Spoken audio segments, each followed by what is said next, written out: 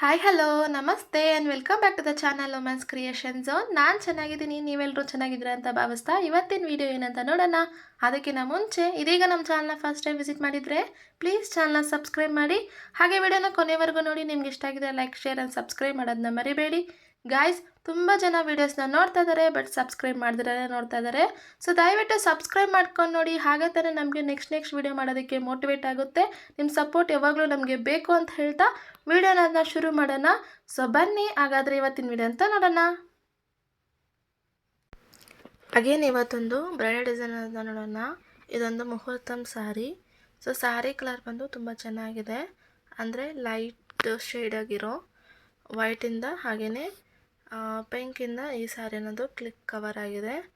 So ಬನ್ನಿ ಹಾಗಾದರೆ ಇವತ್ತಿನ ಡಿಸೈನ್ ಏನಂತ ನೋಡೋಣ.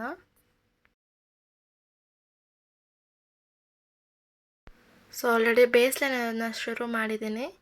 ಸೊ ತುಂಬ ಈಸಿ ಇದೆ ಇವತ್ತಿನ ಡಿಸೈನು. ಸೊ ವಿಡಿಯೋನ ಕೊನೆವರೆಗೂ ನೋಡಿ, ಸ್ಕಿಪ್ ಮಾಡ್ದಿರಾ. ಹಾಕ್ತಾ ನಿಮಗೆ ಒಂದೊಂದು ಸ್ಟೆಪ್ ಕೂಡ ನೀಟಾಗಿ ಅನ್ನೋದು ಅರ್ಥ ಆಗುತ್ತೆ. ಸೊ ಬೇಸ್ ಲೈನ್ ಮಾಡೋದಕ್ಕೆ ಅಂಥೇಳಿ ನಾನು ಬಾಡಿ ಕಲರಿಂದ ಅರಳೆ ದಾರನನ್ನು ರೆಡಿ ಮಾಡಿಟ್ಟಿದ್ದೆ. ಸೊ ಆ್ಯಸ್ ಯೂಶ್ವಲ್ ಲಾಕನ್ನು ಮಾಡ್ತಾ ಅಲ್ಲಿಂದ 3 ಚಿನ್ನವನ್ನು ಹಾಕಿ ಡಿಸೈನನ್ನು ಶುರು ಮಾಡಿದ್ದೀನಿ. ಸೊ ಜಾಸ್ತಿ ಏನು ಟಫ್ ಇಲ್ಲ ಅಂತ ಹೇಳಿ ಆಲ್ರೆಡಿ ಡಿಸೈನ್ ಸ್ವಲ್ಪ ನಿಮಗೆ ತೋರ್ಸೋಕ್ಕೆ ಅಂತ ಮಾಡಿದ್ದೀನಿ ಬೇಸ್ ಲೈನ್ ಅನ್ನೋದು.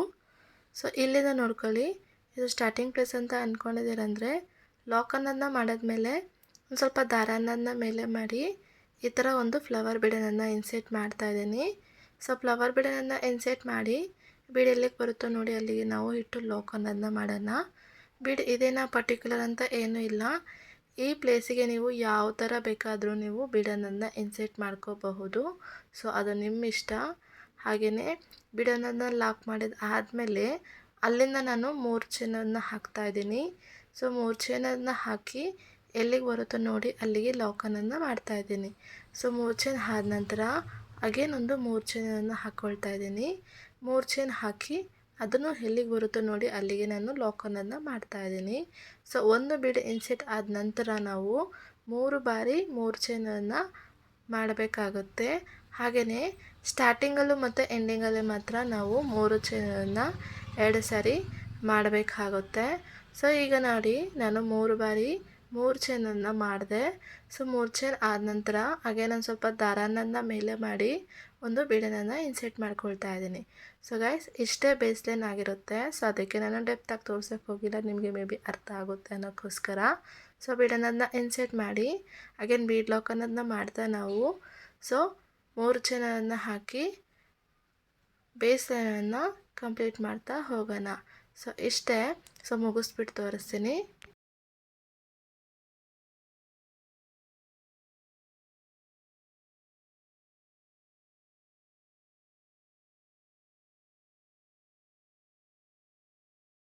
ಸೊ ಗೈಸ್ ಬೇಸ್ ಲೈನನ್ನು ಮಾಡಿದ್ದೆ, ಹಾಗೆಯೇ ಸೆಕೆಂಡ್ ಲೈನನ್ನು ಶುರು ಮಾಡಿದ್ದೆ. ಅದು ಕೂಡ ಯಾವುದೇ ರೀತಿಯಂಥ ಕಟ್ಟನ್ನು ಮಾಡ್ದಿರ ಹಾಗೆಯೇ ಫಸ್ಟ್ ಲೈನನ್ನು ಮಾಡ್ತಾ ಸೆಕೆಂಡ್ ಲೈನ್ ಕೂಡ ಬ್ಯಾಕ್ ಸೈಡಿಂದ ಕಂಟಿನ್ಯೂ ಮಾಡ್ತಾ ಬಂದೆ. ಸೊ ಹೀಗಿದೆ ನೋಡಿ, ಬ್ಯಾಕ್ ಸೈಡಿಂದ ಬಂದಿರೋ ಸೆಕೆಂಡ್ ಲೈನು ಯಾವ ಥರ ಅಂದರೆ ಚೈನ್ ಮೇಲೇ ನಾವು ಲಾಕನ್ನು ಮಾಡ್ತಾ ಬಂದಿದ್ದೀವಿ ಅಷ್ಟೇ. ಸೊ ನೋಡ್ಕೊಳ್ಳಿ, ಇಲ್ಲಿಂದ ನೀವು ಸ್ಟಾರ್ಟಿಂಗ್ ಅಂತ ಅಂದ್ಕೊಂಡಿದ್ದೀರಂತ ನಿಮಗೆ ನೀಟಾಗಿ ಅರ್ಥ ಆಗುತ್ತೆ. ಸೊ ನಾವು ಈಗ 3 ಚೈನ್ ಮಾಡಿದ್ವಲ್ಲ, ಸೊ 3 ಚೈನಿಗೆ ನಾವು ಅಗೇನ್ 3 ಚೈನನ್ನು ಮಾಡೋಣ. ಸೊ ಈ ಥರ ನಾವು 3 ಚೈನನ್ನು ಮಾಡ್ತಾ ಪ್ರೀವಿಯಸ್ ಲಾಕ್ ಮೇಲೇ ಒಂದು ಲಾಕನ್ನು ಮಾಡ್ಕೊಳ್ಳೋಣ. ಸೊ ಇದು ಯಾಕೆ ಅಂದರೆ ಬೀಡ್ ಕೆಳಗಡೆ ನಮಗೆ ಒಂದು ಲೈನ್ ಅನ್ನೋದು ಬೇಕಾಗುತ್ತೆ, ಅಂದರೆ ಬೇಸ್ ಲೈನ್ ಅನ್ನೋದು ಬೇಕಾಗುತ್ತೆ. ಆ ಒಂದು ಕಾರಣಕ್ಕೋಸ್ಕರ ಅಷ್ಟೇ ನಾವು ಈ ಲೈನನ್ನು ಮಾಡಿದ್ದು. ಇಲ್ಲ ಅಂದರೆ ಇದನ್ನು ಒಂದೇ ಸ್ಟೆಪ್ಪಲ್ಲಿ ಕೂಡ ಡಿಸೈನನ್ನು ಮಾಡಿ ಮುಗಿಸ್ಬೋದು. ನಾನು ಅಪ್ಕಮಿಂಗ್ ವಿಡಿಯೋದಲ್ಲಿ ಹೇಗೆ ಅಂತ ತೋರಿಸ್ಕೊಂಡು ಕೊಡ್ತೀನಿ.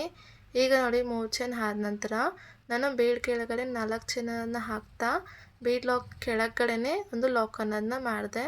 ಸೊ ಲಾಕನ್ನು ಮುಗಿಸ್ಕೊಂಡು ಅಲ್ಲಿಂದಾಗಿ ನಾವು 3 ಚೈನ್ ಹಾಕಿದ್ವಲ್ಲ, ಆ 3 ಚೈನಿಗೂ ಬೇಸ್ ಲೈನನ್ನು 3 ಚೈನ್ ಹಾಕ್ತಾ ಪ್ರೀವಿಯಸ್ ಲಾಕ್ ಜೊತೆಗೇ ಲಾಕನ್ನು ಮಾಡ್ತಾಯಿದ್ದೀನಿ. ಸೊ ಬೀಡ್ ಹತ್ರ ಈಗ ಒಂದು ಲಾಕನ್ನು ಮಾಡ್ಕೊಳ್ಳೋಣ. ಸೊ ಬೀಡ್ ಲಾಕ್ ಹತ್ರ ಒಂದು ಲಾಕನ್ನು ಮಾಡಿದ್ಮೇಲೆ ಬೀಡು ಕೆಳಗಡೆ ಆಗೋ ಥರ ನಾವು ಒಂದು 4 ಚೈನನ್ನು ಮಾಡ್ಕೊಳ್ಳೋಣ.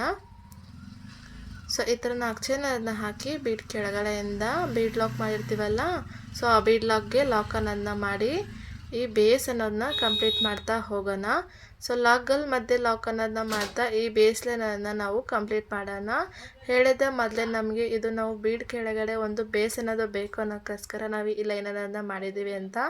ಸೊ ನೀವೇನಾದರೂ ಒಂದು ಸ್ಟೆಪ್ಪಲ್ಲಿ ಮಾಡೋಕ್ಕಿತ್ತು ಅಂದರೆ ಈ ಲೈನನ್ನು ನಿಮ್ಗೆ ಅವಶ್ಯಕತೆ ಇರೋದಿಲ್ಲ. ಒಂದು ಸ್ಟೆಪ್ ನಿಮ್ಗೇನಾದರೂ ಬೇಕು ಅಂತ ಹೇಳಿದ್ರೆ ಕಮೆಂಟ್ಸ್ ಮೂಲಕ ತಿಳಿಸಿ, ನಾನು ಆದಷ್ಟು ಬೇಗ ವಿಡಿಯೋ ಅನ್ನೋದನ್ನ ಅಪ್ಲೋಡ್ ಮಾಡಿ ಹಾಕಿರ್ತೀನಿ. ಸೊ ಮುಗಿಸ್ಬಿಟ್ಟು ನೋಡೋಣ.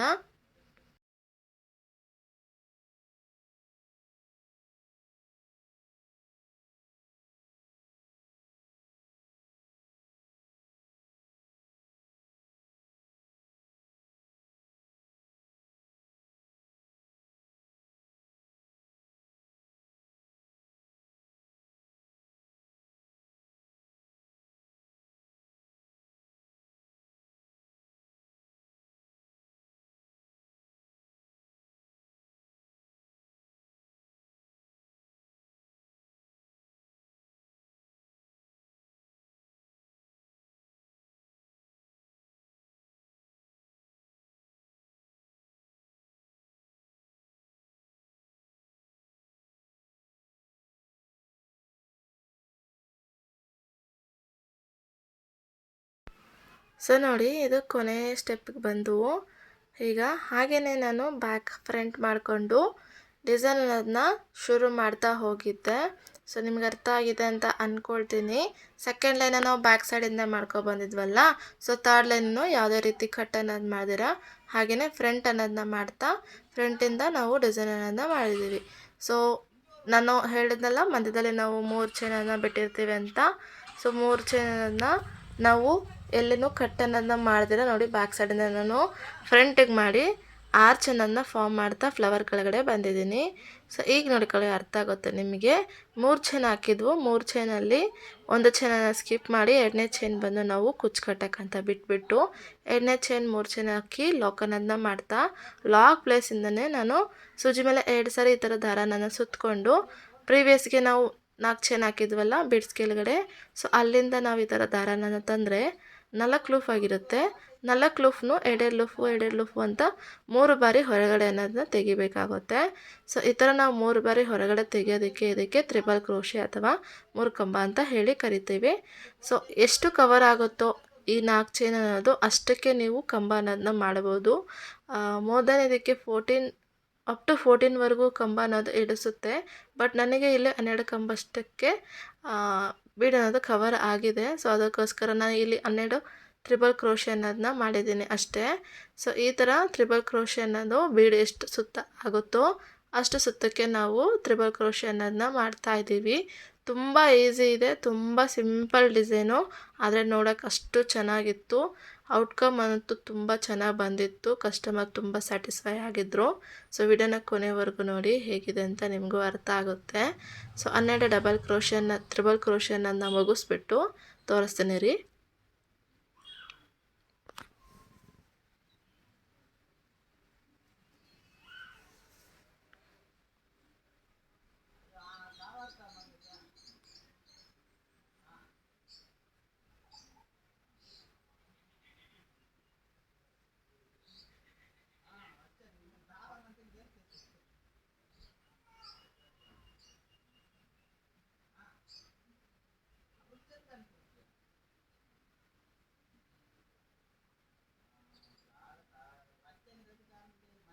ಹನ್ನೆರಡು ತ್ರಿಬಲ್ ಕ್ರೋಶೆ ಆಯಿತು.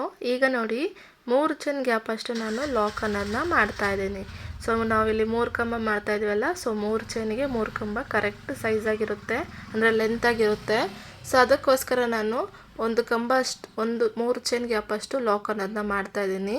ನೋಡಿದ್ರಲ್ಲ ಆರ್ಚ್ ಎಷ್ಟು ನೀಟಾಗಿ ಬಂದಿದೆ ಅಂತೇಳಿ.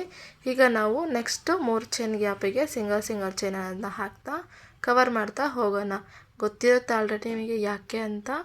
ಸೊ ಕರೆಕ್ಟು ಯಾಕೆ ಅಂದರೆ ಇದು ನಾವು ಕುಚ್ಚು ಕಟ್ಟೋಕ್ಕೆ ಯೂಸ್ ಮಾಡ್ತಾಯಿದ್ದೀವಿ. ಸೊ ಲೈನ್ ಅನ್ನೋದನ್ನ ಕವರ್ ಮಾಡಿ 3 ಚೈನ್ ಗ್ಯಾಪ್ ಅನ್ನೋದನ್ನ ಕವರ್ ಮಾಡಿ ನೆಕ್ಸ್ಟ್ ಕಂಬನನ್ನು ಶುರು ಮಾಡೋಣ. ಸೊ ಆರ್ಚ್ ಅನ್ನೋದು ಇದೇ ಥರನೇ ಬಂದಿರುತ್ತೆ, ತುಂಬ ಚೆನ್ನಾಗಿರುತ್ತೆ. ಹತ್ತಿರದಲ್ಲೇ ಹಾಕಿದ್ದೀರಂದರೆ ಆರ್ಚ್ ನೋಡೋಕ್ಕೆ ತುಂಬ ಚೆನ್ನಾಗಿ ಕಾಣಿಸುತ್ತೆ. ಸೊ ಈಗ ನೋಡಿ, ಅಲ್ಲಿಂದ ನಾನು 2 ಚೈನನ್ನು ಎರಡು ಸಾರಿ ನೀಡಲ್ಗೆ ದಾರನ ಸುತ್ತಕೊಂಡು ನಾವೇನು 4 ಚೈನ್ ಹಾಕಿದ್ವಲ್ಲ ಅದ್ರ ಮಧ್ಯೆಯಿಂದ ದಾರನ ತಂದಿದ್ರೆ 4 ಲೂಪ್ ಆಗಿರುತ್ತೆ. 2 ಲೂಪ್ 1 2 ಲೂಪ್ 1 ಅಂತ ನಾನು ಅಗೇನ್ 3 ಚೈನನ್ನು 3 ಕಂಬನನ್ನು ಮಾಡ್ತಾಯಿದ್ದೀನಿ. ಸೊ ತುಂಬ ಮಿಸ್ಟೇಕ್ ಮಾಡ್ತಾಯಿದ್ದೀನಿ ಅಂತ ಅಂದ್ಕೊಳ್ತೀನಿ. ಅರ್ಜೆಂಟ್ ವೀಡಿಯೋ ಮಾಡೋಕ್ಕೋಸ್ಕರ ಈ ಥರ ಆಗಿದೆ ಅಷ್ಟೇ. ಸೊ ನೋಡಿ 2ನೇ ಸ್ಟೆಪ್ಪು ಮುಗಿಸಿ 3ನೇ ಸ್ಟೆಪ್ ಅನ್ನೋದನ್ನ ನಾವು ಕಂಪ್ಲೀಟ್ ಮಾಡಿದ್ದೀವಿ. ಸೊ ಪ್ರತಿಯೊಂದಕ್ಕೂ ಆರ್ಚ್ ಅನ್ನೋದನ್ನ ಕಂಪ್ಲೀಟ್ ಮಾಡಿದೆ. ಸೊ ಆರ್ಚ್ ಮಾಡೋದು ಹೇಗೆ ಅಂತ ನಿಮ್ಗೆ ಆಲ್ರೆಡಿ ಚೆನ್ನಾಗಿ ಗೊತ್ತಿರುತ್ತೆ. ಸೊ ಅದಕ್ಕೆ ನಾನು ತುಂಬ ಲೆಂತಿ ವಿಡಿಯೋ ಮಾಡಲಿಲ್ಲ. ಸೊ ಏನಾದರೂ ಆರ್ಚ್ ಮಾಡೋಕ್ಕೆ ನಿಮಗೆ ಡೌಟ್ ಇತ್ತಂದರೆ ಮೇಲೆ ಐ ಬಟನಲ್ಲಿ ಒಂದು ಲಿಂಕನ್ನು ನಾನು ಶೇರ್ ಮಾಡಿರ್ತೀನಿ. ಸೊ ಅದ್ರ ಮೂಲಕ ನೀವು ಇನ್ನೂ ಚೆನ್ನಾಗಿ ಆರ್ಚ್ ಹೇಗೆ ಮಾಡೋದಂತ ತಿಳ್ಕೋಬಹುದು. ಸೊ ಈಗ ನೋಡಿ ಕೊನೆ ಸ್ಟೆಪ್ಪು 4ನೇ ಸ್ಟೆಪ್ಪಿಗೆ ಬಂದಿದ್ದೀನಿ. ಸೊ 4ನೇ ಸ್ಟೆಪ್ಪಿಗೆ ಪಿಂಕ್ ಕಲರ್ ಥ್ರೆಡ್ ಅನ್ನೋದನ್ನ ಯೂಸ್ ಮಾಡ್ತಾ ಇದ್ದೀನಿ. ಆ್ಯಸ್ ಯೂಶುವಲ್ ಲಾಕ್ ಅನ್ನೋದನ್ನ ಮಾಡ್ತಾ ಸೊ ಅಲ್ಲಿಂದ ನಾವು ಸಿಂಗಲ್ ಚೈನನ್ನು ಮಾಡ್ತಾ ಅಂದರೆ 3 ಚೈನ್ ಗ್ಯಾಪಿಗೆ ಸಿಂಗಲ್ ಚೈನನ್ನು ಮಾಡಿದ್ದೆ. ಆರ್ಚ್ ಪ್ಲೇಸಲ್ಲಿ ಬಂದುಬಿಟ್ಟು ಒಂದು ಬೀಡ್ಸ್ ಅನ್ನೋದನ್ನ ಇನ್ಸೆಟ್ ಮಾಡ್ತಾಯಿದ್ದೀನಿ. ಸೊ ಈಗ ನೋಡಿ ಒಂದು ಬೀಡನ್ನು ಇನ್ಸೆಟ್ ಮಾಡಿದೆ. ಬೀಡ್ ಇನ್ಸೆಟ್ ಆದ ನಂತರ ಸೂಜಿ ಮೇಲೆ ಒಂದು ಸರಿ ದಾರನ ಸುತ್ತಕೊಂಡು ನೆಕ್ಸ್ಟ್ ಆರ್ಚಿಗೆ ನಾನು ಡಬಲ್ ಕ್ರೋಶೆ ಅನ್ನೋದನ್ನ ಮಾಡಿದೆ. ಸೊ ಡಬಲ್ ಕ್ರೋಶೆ ಆದ ನಂತರನೇ ಸ್ವಲ್ಪ ದಾರನನ್ನ ಮೇಲೆ ಮಾಡಿ ನೆಕ್ಸ್ಟ್ ತ್ರಿಬಲ್ ಕ್ರೋಶೆ ಮಧ್ಯೆಯಿಂದ ದಾರನನ್ನು ತಂದು ಹಾಗೆ ಡಬಲ್ ಕ್ರೋಶೆ ಅನ್ನೋದನ್ನ ಮಾಡ್ತಾಯಿದ್ದೀನಿ. ಸೊ ಎವ್ರಿ ಡಬಲ್ ಕ್ರೋಶೆ ಮಧ್ಯದಲ್ಲೂ ನಾವು ಒಂದು ಬೀಡನ್ನು ಇನ್ಸೆಟ್ ಮಾಡ್ತಾಯಿದ್ದೀವಿ. ಸೊ ಡಬಲ್ ಕ್ರೋಶೆ ಆದ ನಂತರನೇ ಒಂದು ಸ್ವಲ್ಪ ದಾರನನ್ನು ಸ್ವಲ್ಪ ಮೇಲೆ ಮಾಡಿ ಒಂದು ಬೀಡನ್ನು ಇನ್ಸೆಟ್ ಮಾಡಿ ಸೂಜಿಗೆ ದಾರನ ಸುತ್ತಕೊಂಡು ತ್ರಿಬಲ್ ಕ್ರೋಶೆ ಮಧ್ಯೆಯಿಂದ ದಾರನ ತಂದು ಡಬಲ್ ಕ್ರೋಶೆ ಅನ್ನೋದನ್ನ ಮಾಡ್ತಾಯಿದ್ದೀವಿ. ಸೊ ತುಂಬ ಚೆನ್ನಾಗಿರುತ್ತೆ. ಹೇಳಿದ್ನಲ್ವಾ ತುಂಬ ಈಸಿ ಡಿಸೈನೇ, ಬಟ್ ಫಿನಿಶಿಂಗ್ ಅದು ನೀಟಾಗಿರುತ್ತೆ ಅಂತ ಹೇಳಿಬಿಟ್ಟು. ಯಾಕೆಂದರೆ ನಾವು ನೋಡಿ ಮಾಡೋಂಥ ವಿಧಾನ ಅಷ್ಟೇ. ಎಷ್ಟಕ್ಕಷ್ಟು ನಾವು ಎಂಬೋಸ್ಡಾಗಿ ಆರ್ಚ್ ಅನ್ನೋದನ್ನ ಫಾರ್ಮ್ ಮಾಡ್ತೀವೋ ಅಷ್ಟಕ್ಕಷ್ಟು ಡಿಸೈನ್ ಅನ್ನೋದು ತುಂಬ ನೀಟಾಗಿ ಬರುತ್ತೆ. ಸೊ ಹೀಗೇ ಎವ್ರಿ ತ್ರಿಬಲ್ ಕ್ರೋಶೆ ಮಧ್ಯದಲ್ಲೂ ನಾವು ಡಬಲ್ ಕ್ರೋಶೆ ಅನ್ನೋದನ್ನ ಮಾಡ್ತಾ ಬೀಡನ್ನು ಇನ್ಸೆಟ್ ಮಾಡಿಕೊಂಡು ಈ ಲೈನನ್ನು ಮುಗಿಸ್ಬೇಕಾಗುತ್ತೆ.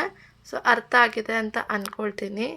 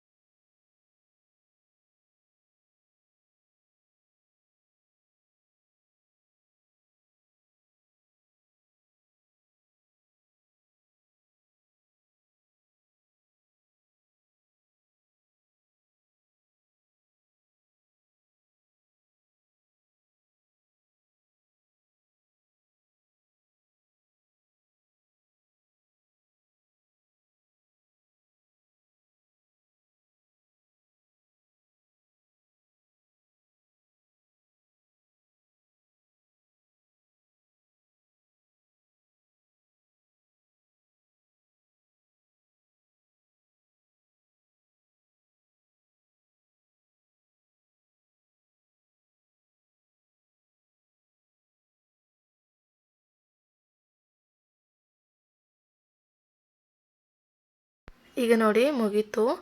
ಲಾಸ್ಟ್ ನಾವು ಮಾಡಿರೋಂಥ 3 ಕಂಬಕ್ಕೆ ಮಾತ್ರ ನಾನು ಸಿಂಗಲ್ ಚೈನು ವಿತೌಟ್ ಬಿಡಿ ಮಾಡಿ ಲಾಕ್ ಅನ್ನೋದನ್ನ ಮಾಡ್ತಾಯಿದ್ದೀನಿ. ಸೊ ಅರ್ಥ ಆಗಿದೆ ಅಂತ ಅಂದ್ಕೊಳ್ತೀನಿ.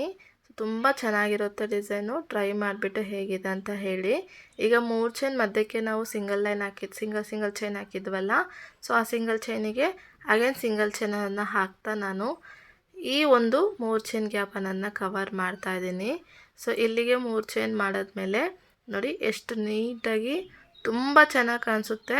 ಒಂದು ಸ್ವಲ್ಪನೂ ಎಲ್ಲೂ ಮಿಸ್ಟೇಕ್ ಇಲ್ದಿರ ತುಂಬ ಚೆನ್ನಾಗಿ ಕಾಣುತ್ತೆ. ಸೊ ಹೀಗೆ ನಾವು ಬೀಡ್ ಅನ್ನೋದನ್ನ ಇನ್ಸೆಟ್ ಮಾಡಬೇಕಾಗುತ್ತೆ. ಸೊ ಹೀಗೆ ನೋಡಿ ಫುಲ್ ಮುಗಿಸಿದ್ದೆ. ಇದು ಬಂದು ಫೈನಲ್ ಔಟ್ಕಮ್ಮು. ಸ್ಯಾರಿಗೆ ಬಂದು ಟ್ಯಾಸಲ್ಸ್ ಅನ್ನೋದನ್ನ ಕಟ್ಟಿದ್ದೀನಿ, ಅದು ಸಿಂಗಲ್ ಕಲರಿಂದನೇ ಬೇಬಿ ಕುಚ್ಚು. ಸೊ ತುಂಬ ಚೆನ್ನಾಗಿದೆ. ಇದಕ್ಕೆ ಬಂದುಬಿಟ್ಟು ನೀವು 500ಇಂದ 600ವರೆಗೂ ಚಾರ್ಜ್ ಅನ್ನೋದನ್ನ ಮಾಡಬಹುದು. ಸೊ ತುಂಬ ಚೆನ್ನಾಗಿದೆ, ತುಂಬ ಈಸಿಯಾಗಿರೋಂಥ ಡಿಸೈನು, ಬೇಗ 1 ಅವರಲ್ಲೇ ಮುಗಿಯೋಂಥ ಡಿಸೈನು. ಸೊ ಗೈಸ್, ಇದು ಇವತ್ತಿನ ಡಿಸೈನ್ ಆಗಿದೆ. ಹೋಪ್ ನಿಮ್ಮೆಲ್ಲರಿಗೂ ಇಷ್ಟ ಆಗಿದೆ ಮತ್ತು ಅರ್ಥ ಆಗಿದೆ ಅಂತ ಅಂದ್ಕೊಳ್ತೀನಿ. ಇಷ್ಟ ಆಗಿದ್ದರೆ ವಿಡಿಯೋಗೆ ಲೈಕ್ ಮಾಡೋದನ್ನ ಮರಿಬೇಡಿ. ಹಾಗೆಯೇ ವಿಡಿಯೋನ ಕೊನೆವರೆಗೂ ನೋಡಿದ್ದಕ್ಕೆ ನಿಮ್ಮೆಲ್ಲರಿಗೂ ತುಂಬ ಧನ್ಯವಾದಗಳು. ಮುಂದೆ ಮತ್ತೊಂದು ವಿಡಿಯೋದಲ್ಲಿ ಮತ್ತೆ ಸಿಗೋಣ. ಅಲ್ಲಿವರೆಗೂ ಎಲ್ಲರೂ ಸೇಫ್ ಆಗಿದೆ ಅಂತ ನಾನು ವಿಡಿಯೋನ ಮುಗಿಸ್ಕೊಳ್ತಾ ಇದ್ದೀನಿ. ಗೈಸ್, ಒಂದು ಸ್ಮಾಲ್ ರಿಕ್ವೆಸ್ಟು, ತುಂಬ ಜನ ವೀಡಿಯೋಸ್ನ ನೋಡ್ತಾ ಇದ್ದೀರಾ. ಸೊ ದಯವಿಟ್ಟು ಸಬ್ಸ್ಕ್ರೈಬ್ ಅನ್ನೋದನ್ನ ಮಾಡಿ. ನಿಮ್ಮ ಸಪೋರ್ಟು ಬೆಂಬಲ ಇಲ್ಲಾಂದರೆ ನಾನು ಏನೂ ಮಾಡೋಕ್ಕಾಗಲ್ಲ. ಸೊ ನಮಸ್ಕಾರ.